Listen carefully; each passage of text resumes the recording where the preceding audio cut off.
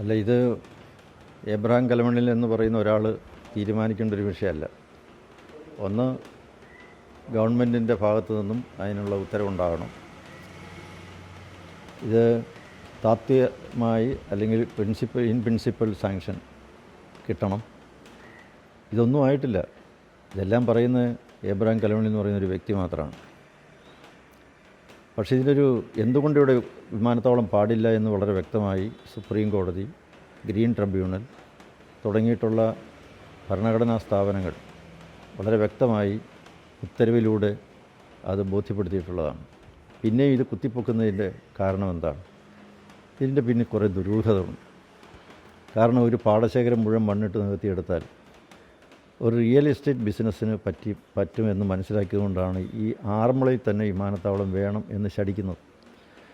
വിമാനത്താവളത്തിന് പറ്റുന്ന സ്ഥലങ്ങൾ ഈ ജില്ലയിൽ വേറെയും ധാരാളമുണ്ട്. കൊടുമണ്ണുണ്ട്, കോന്നിയുണ്ട്, അല്ലെങ്കിൽ വേറെ പല സ്ഥലങ്ങളിൽ ധാരാളം സ്ഥലങ്ങളുണ്ട്. അവിടെയൊന്നും യാതൊരു വിധത്തിലുള്ള പാരിസ്ഥിതിക വിനാശവും ഉണ്ടാവില്ല. ഇടിച്ചു നിരപ്പ് ആക്കേണ്ട യാതൊരുവിധ കാര്യങ്ങളുമില്ല. ഇതൊക്കെ എല്ലാവർക്കും അറിയാവുന്ന കാര്യമാണ്.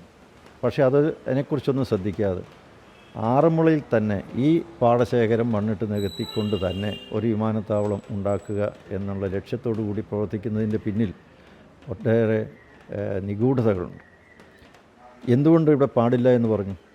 ഒന്ന്, 2008 നെൽവയൽ നീർത്തട സംരക്ഷണ നിയമത്തിൻ്റെ ലംഘനമാണ് എന്ന് കോടതി വളരെ വ്യക്തമായി കണ്ടെത്തിയിട്ടുണ്ട്. ഒരു കാരണവശാലും 2008 നെൽവയൽ നിയമം അനുസരിച്ച് ഇവിടെ മണ്ണിട്ട് നികത്താൻ പറ്റില്ല. അതാണ് ഏറ്റവും പരമപ്രധാനമായിട്ടുള്ള കാര്യം. രണ്ടാമത്തെ കാര്യം, ഇവിടെ തൊട്ടടുത്ത പ്രദേശങ്ങളിലെല്ലാം സംഭവിക്കാൻ പോകുന്ന പാരിസ്ഥിതിക ആഘാതം വളരെ വ്യക്തമാണ്. പമ്പയുടെ തീരത്ത് ഇങ്ങനെയൊരു സ്ഥലത്ത് ഏറ്റവും വലിയൊരു നീർത്തടം മണ്ണിട്ട് നികത്തിയാൽ സംഭവിക്കാൻ പോകുന്ന അതിൻ്റെ ദൂരവ്യാപകമായ പ്രത്യാഘാതങ്ങൾ ഗ്രീൻ ട്രിബ്യൂണൽ മനസ്സിലാക്കി. അത് സംബന്ധിച്ചുള്ള റിപ്പോർട്ടുകൾ പരിശോധിച്ചതിന് ശേഷമാണ് വിധി പറഞ്ഞത്. തൊട്ടടുത്തുള്ള ആറന്മുള ക്ഷേത്രത്തിൻ്റെ വളരെയധികം ഉയരമുള്ള കൊടിമരത്തിൻ്റെ പൊക്കം കുറയ്ക്കണം എന്നൊക്കെ പറഞ്ഞാൽ പ്രായോഗികമായിട്ടുള്ള കാര്യമല്ല. വിമാനത്താവളമാണോ ക്ഷേത്രമാണോ ഇവിടുത്തെ ആളുകൾക്ക് ആവശ്യം എന്നുള്ള ചോദ്യത്തിന് ഉത്തരം അന്ന് തന്നെ പറഞ്ഞിരുന്നതാണ്. 2018 വെള്ളപ്പൊക്കം ഇന്ന് ജനങ്ങളെ ഏറ്റവും അധികം ഒരു നടുക്കുന്ന ഓർമ്മയായി നിലനിൽക്കുകയാണ്. മിക്ക വീടുകളുടെയും മുകൾ ഭാഗത്തുകൂടിയാണ് ഇന്ന് വെള്ളം ഒഴുകിയത്.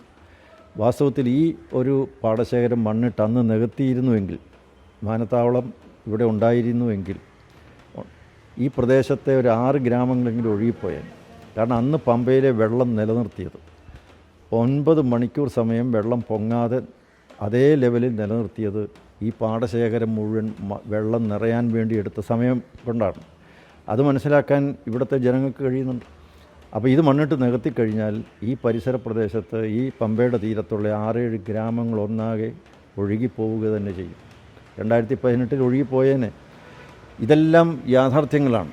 ഇതിൻ്റെ എല്ലാം അടിസ്ഥാനത്തിലാണ് ഇവിടെ വിമാനത്താവളം പാടില്ല എന്ന് പറയുന്നത്. സർക്കാരിന് ഈ പദ്ധതിയിൽ വളരെ താല്പര്യം പ്രകടിപ്പിക്കുന്നുണ്ട്. അല്ല, അതാണ് ഈ സർക്കാരിനെ കൊണ്ട് ഇതിലേക്കൊക്കെ ഇറങ്ങിത്തിരിക്കുക കൊണ്ടുവന്നതിൻ്റെ ഉദ്ദേശം. എന്തോ അതിൽ നിഗൂഢതകളുള്ളതുകൊണ്ടാണ്, ദുരൂഹതയുണ്ട്. ഇത് റിയൽ എസ്റ്റേറ്റ് ബിസിനസ്സിനാണ്. അതുകൊണ്ടാണല്ലോ കൊടുമണ്ണ് ഇത്രയൊന്നും മണ്ണിട്ട് നികത്തേണ്ട ഒന്നും വേണ്ട. അതിനെക്കുറിച്ച് പഠിക്കാൻ എന്തുകൊണ്ട് ഡ്രോൺ ഉപയോഗിച്ച് അവിടെ പോയി പഠനം നടത്തുന്നില്ല? എന്തായാലും ഇവിടെയും ആദ്യം തൊട്ടേ നീക്കങ്ങൾ നടത്തണമല്ലോ.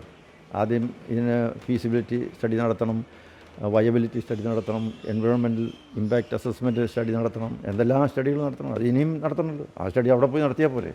അതല്ലേ ജനങ്ങൾക്ക് കുറച്ചുകൂടി പ്രയോജനപ്രദവും. ആ പ്രദേശത്ത് യാതൊരു വിധത്തിലുള്ള പ്രത്യാഘാതങ്ങളോ ദുരിതങ്ങളോ ഒന്നും സംഭവിക്കില്ല എന്ന് വളരെ വ്യക്തമായി ബോധ്യപ്പെട്ടിട്ടും അതിനെക്കുറിച്ച് ഒരു ഇൻട്രസ്റ്റും കാട്ടുന്നില്ല. ഇതിൽ താല്പര്യം കാണിക്കുന്നത് എന്താണ്? അതാണ് മനസ്സിലാകാത്തത്. ഈ ഘട്ടത്തിലൊരു ജനകീയ പ്രതീക്ഷ മുമ്പുണ്ടായതുപോലെ ഒരു പ്രക്ഷോഭത്തിൻ്റെ ആവശ്യകത ഉണ്ടോ? എങ്ങനെയാണ് ഇപ്പോൾ ഉണ്ടായിട്ടുള്ള നടപടികളെ പ്രതിരോധിക്കാൻ വേണ്ടിയിട്ട് സമരസമിതി തീരുമാനിക്കുന്നത്? ഒന്ന്, ഇത് ഈ നാട്ടിലെ ഭൂരഹിതർക്കെതിരായിട്ടുള്ള നീക്കമാണ്. ഇത് 235 ഏക്കറോളം വരുന്ന ഭൂമി മിച്ചഭൂമിയായിട്ട് പ്രഖ്യാപിച്ചതാണ്. അത് ലാൻഡ് ബോർഡ് എടുത്ത തീരുമാനമാണ്. കോഴഞ്ചേരി ലാൻഡ് ബോർഡ് എടുത്തിട്ടുള്ള തീരുമാനമാണ്. അത് ഫൈനലാണ്. അപ്പോൾ അതിനെതിരെ ഒരു കേസ് ഇപ്പോൾ നിലനിൽക്കുകയാണ്. എബ്രഹാം കലമണ്ണി കൊടുത്ത കേസ് നിലനിൽക്കുകയാണ്. പിന്നെ അദ്ദേഹത്തിന് എങ്ങനെ പറയാൻ സാധിക്കും ഇവിടെ ഡ്രോൺ പരിശോധനയൊക്കെ നടത്തി ഇത് ഇവിടെ വിമാനത്താവളം പണിയാൻ പോവുകയാണ്? മിച്ചഭൂമിക്ക് അർഹതപ്പെട്ടവർ എന്ന് പറയുന്നത് ഭൂരഹിതരായിട്ടുള്ള പട്ടികജാതി പട്ടികവർഗ വിഭാഗത്തിൽപ്പെട്ടവരാണ്. അവർക്ക് അർഹതപ്പെട്ട ഭൂമിയാണ്. ആ ഭൂമിയിൽ വിമാനത്താവളം പണിയുമെന്ന് പറഞ്ഞാൽ അപ്പോൾ ഇതിൻ്റെ ഈ പിന്നിൽ വേറെ ധാരാളം ലോബികൾ പ്രവർത്തിക്കുന്നുണ്ട്. വളരെ കച്ചവട മനോഭാവമുള്ള, വാണിജ്യ താല്പര്യമുള്ള നിരവധി ശക്തികൾ, കോർപ്പറേറ്റ് ശക്തികൾ ഇതിൻ്റെ പിന്നിൽ പ്രവർത്തിക്കുന്നുണ്ട്. അവർക്ക് വേണ്ടിയിട്ടാണ് ഇതെല്ലാം കാണിക്കുന്നത്. ഇതിനുത്തരം പറയട്ടെ, കേരള ഗവൺമെൻറ് എന്ത് ഉത്തരം പറയും? മിച്ചഭൂമിയായി പ്രഖ്യാപിച്ച ഒരു കമ്പനിക്ക് 15 ഏക്കർ കൂടുതൽ കൈവശം വെക്കാൻ പാടില്ല, ഭൂപരിഷ്കരണ നിയമം അനുസരിച്ച്. അങ്ങനെ ഉള്ളൊരു ഇടത്തിൽ ഇവിടുത്തെ പട്ടികജാതി പട്ടികവർഗ വിഭാഗത്തിൽപ്പെട്ട ഭൂരഹിതർക്ക് അർഹതപ്പെട്ട അവർക്ക് കൊടുക്കാൻ നീക്കി വെക്കേണ്ടതായിട്ടുള്ള ഭൂമി വിമാനത്താവളത്തിനാണ് കൊടുക്കേണ്ടത്, അവർക്കല്ലേ കൊടുക്കേണ്ടത്. അതുകൊണ്ട് തീർച്ചയായും ഇവിടുത്തെ പാവങ്ങൾ, ഭൂരഹിതർ, സാധാരണക്കാർ, ജനങ്ങൾ, സ്ഥലവാസികൾ എല്ലാവരും, പരിസ്ഥിതി സ്നേഹികൾ എല്ലാവരും ഒത്തൊരുമിച്ച് നിന്നുകൊണ്ട് ഈ നീക്കത്തെ എതിർക്കുക തന്നെ ചെയ്യും. ജനങ്ങളെ കൂട്ടി ഒരു പ്രക്ഷോഭം ഉണ്ടാവും, ഒരു തുടർ നടപടിയായിട്ട് തീർച്ചയായിട്ടും ഉണ്ടാവും, യാതൊരു സംശയവുമില്ല. ഈ അബിൻ വർക്കി MLA ഇതിൽ പ്രത്യേക താല്പര്യം കാണിക്കണം. അദ്ദേഹം ഈ തെരഞ്ഞെടുക്കപ്പെട്ടതിന് ശേഷം ആദ്യം നടത്തിയ പത്രസമ്മേളനത്തിൽ തന്നെ പറഞ്ഞിരുന്നു ഇതിൻ്റെ സാധ്യതാ പഠനങ്ങൾ ആലോചിക്കുമെന്ന്. ഇപ്പോൾ ഈ എബ്രഹാം കലമണ്ണിലും പറയുന്നു അബിൻ വർക്കി, ആൻ്റണി MP, കെ ശിവദാസൻ നായരടക്കമുള്ള കോൺഗ്രസ് നേതാക്കൾ ഇതിന് എല്ലാ സഹായവും ചെയ്ത് നൽകുന്നുണ്ടെന്ന് പറയുന്നു.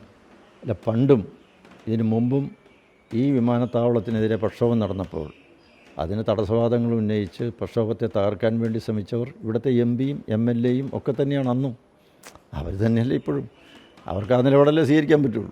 അവരാ സ്വീകരിക്കുമ്പോൾ ജനങ്ങൾ ഒറ്റക്കെട്ടായിട്ട് എതിർത്ത് നിന്ന് അവരുടെ നീക്കത്തെ ചെറുത്ത് തോൽപ്പിച്ചതാണ്. പിന്നെ വീണ്ടും അത് കൊണ്ടുവരേണ്ട കാര്യം എന്താണ്? നമ്മൾ വിമാനത്താവളത്തിനെതിരല്ല. വിമാനത്താവളം ഈ നാട്ടിലെ ജനങ്ങൾക്ക് ആവശ്യമാണ്. പക്ഷേ അത് യുക്തമായൊരു സ്ഥലത്ത് വേണം. യുക്തമായ സ്ഥലമുണ്ട്. അത് നിലനിൽക്കുമ്പോൾ പാടില്ലാത്തൊരു സ്ഥലത്ത് തന്നെ ഇത് വേണം എന്ന് നിർബന്ധിക്കുന്നത് എന്തിനാണ്?